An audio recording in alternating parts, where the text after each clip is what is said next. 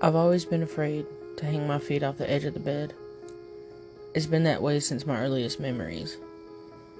The only way that I can fall asleep is to tightly tuck my blanket around my legs and feet, making sure that nothing is touching the exposed darkness of my bedroom. It's even gotten to the point where my bed is no longer on a bed frame, but instead sitting directly on the floor. No space between the floor and box spring. And that means no visits from him. I never talk about him, and when I do, my skin starts to crawl and my ears ring. But I'm willing to put up with the side effects for a little while I tell you about my experience with him. It started when I was 4, and nobody believes 4-year-olds. I don't even believe them.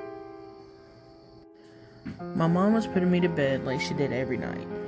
You know, making sure I had my favorite teddy and asking me if I did my final pee of the night.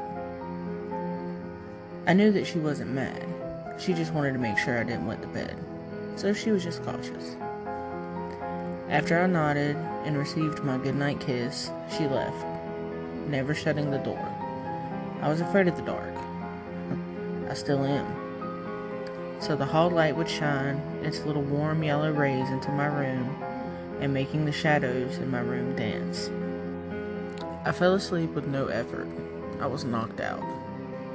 I can't tell you how long I was asleep when I felt a tug on my tiny foot. Me being 4, I didn't think anything of it. But knowing what I know now, I should have taken it seriously.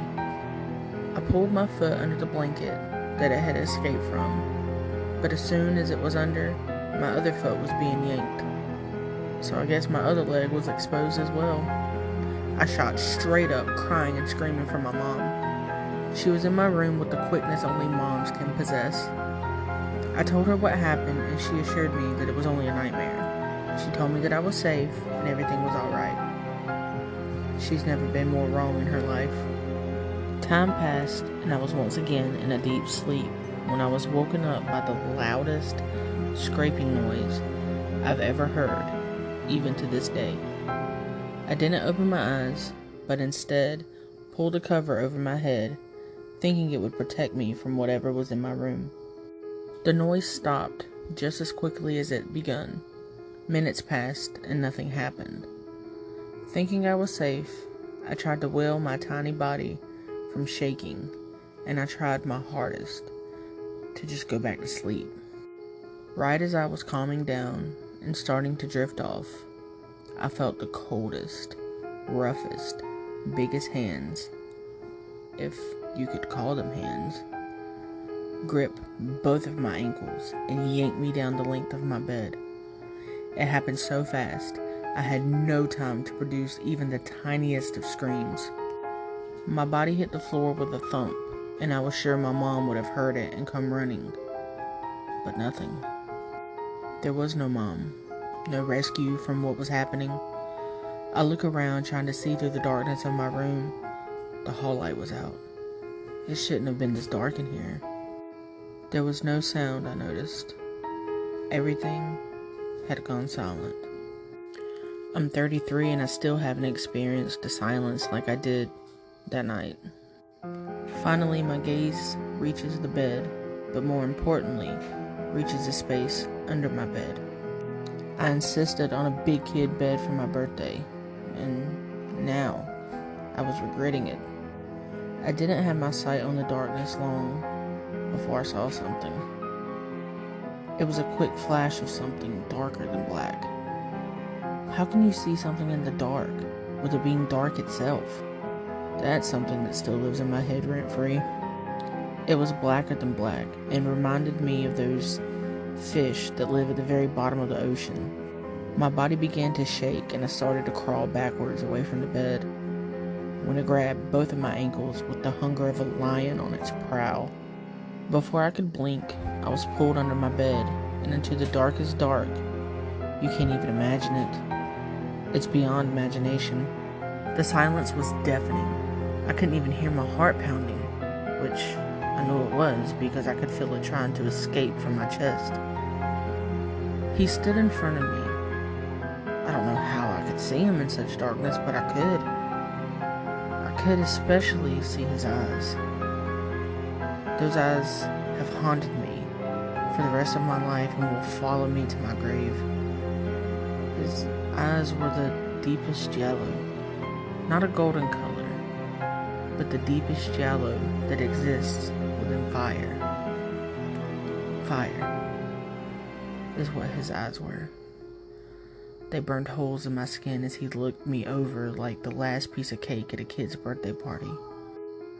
As hot as his eyes were, everything around him was cold, void of anything warm. I wanted to run, but I was frozen in place, the fear in my body cementing me to the very spot that I stood. Saying I was standing would be lying, because I wasn't standing, and I wasn't floating. I was just there, just existing in the dark world that lived under my bed. My thoughts were cut short when I felt his long, claw-like fingers grab my shoulders, and he didn't pull me towards him, but the opposite.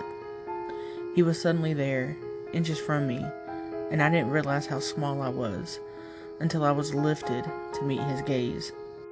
His breath smelled of something rotten, but it was masked with the scent of something sweet like candy. It was pulling me close, but off-putting at the same time. His fiery eyes heated up my frozen body, but it was too much. I felt like I've been lit on fire. I felt his body tick and realized it was his jaw unhinging. The sweet, rotten smell engulfed me as he leaned forward. I opened my mouth to scream, but I couldn't. I couldn't make any sound. I felt helpless being here, about to be eaten by this demon. Even if that's what he was. He snapped his mouth shut as if he decided devouring me would be more trouble than what it was worth. If you ask me now, I would have preferred to die that night. I wake up days later in a hospital bed. I could feel my mom's soft hands wrapped around my own, but I couldn't see her. Actually, I couldn't see anything. I tried to turn my head, but my mom stopped me.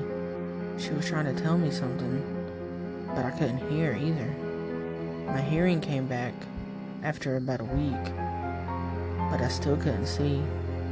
How could they explain to a 4-year-old what had happened? They couldn't, until about 13 years later. I was sat down by my mom, and she explained what really happened to my sight and what happened that night. She came into my room to check on me, because she did hear me hit the floor, but I was gone before she could get to my room to save me. Instead, she found me curled up in a puddle of blood at the foot of my bed. It was my blood that I was laying in. She called 911 and the ambulance came to take me to the hospital. My mother was so horrified to find her only child like she did. She didn't even notice that I was missing both of my eyes. They had been clawed out by something the doctors couldn't explain. My hands were too small to have done the kind of damage that is now scarred across my face. Learning what had happened made sense, because I didn't know if what I experienced was a sick dream or reality. It's been years since I've seen him. That was until about a year ago. I was awoken by the same scraping noise that I heard so long ago. I sat up in my bed trying to listen for anything else. I turned my head to the right, and that's when I saw it. I saw his eyes, those fire-like eyes that sent my body up in a familiar flame. The room went silent. Not just my room, but the entire world had gone silent. It was just him. His sweetly rotten smell, his fiery eyes, and me sitting in the loudest silence that I've only experienced once before. I've always been afraid to hang my feet off the edge of my bed. It's been that way since my earliest memories.